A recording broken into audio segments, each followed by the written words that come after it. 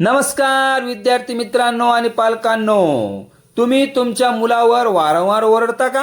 ओरडल्यामुळे मूल खरंच सुधारतात की अजून हट्टी होतात?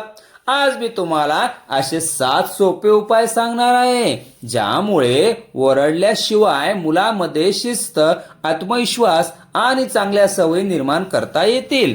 त्यामुळे हा व्हिडिओ शेवटपर्यंत नक्की पहा.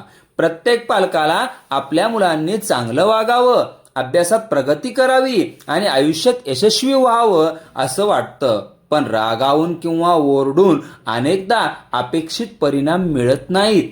त्याऐवजी योग्य पद्धतीने मार्गदर्शन केल्यास मूल अधिक चांगल्या प्रकारे शिकतात. त्यावर उपाय क्रमांक 1, शांत राहा. मुलाची चूक झाली तर लगेच रागावू नका.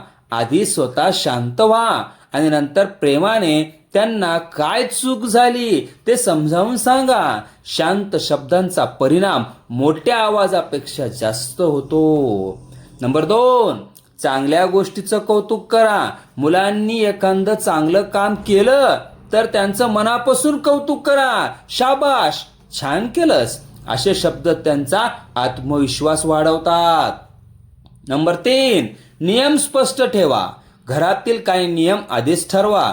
उदाहरणार्थ, अभ्यासाची वेळ, मोबाईल वापरण्याची वेळ आणि झोपण्याची वेळ. नियम स्पष्ट असतील तर वाद कमी होतात.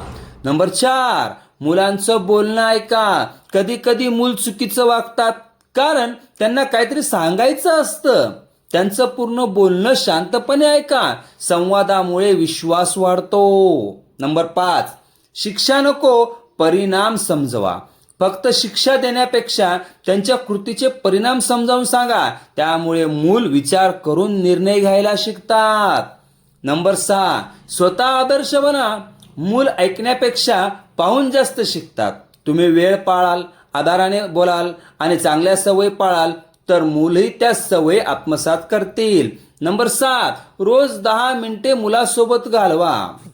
दररोज फक्त 10 मिनिटे मोबाईल बाजूला ठेवून मुलाशी बोला, खेळा किंवा त्यांचा दिवस कसा गेला हे विचारा. हा छोटासा वेळ तुमचं नातं अधिक मजबूत करतो.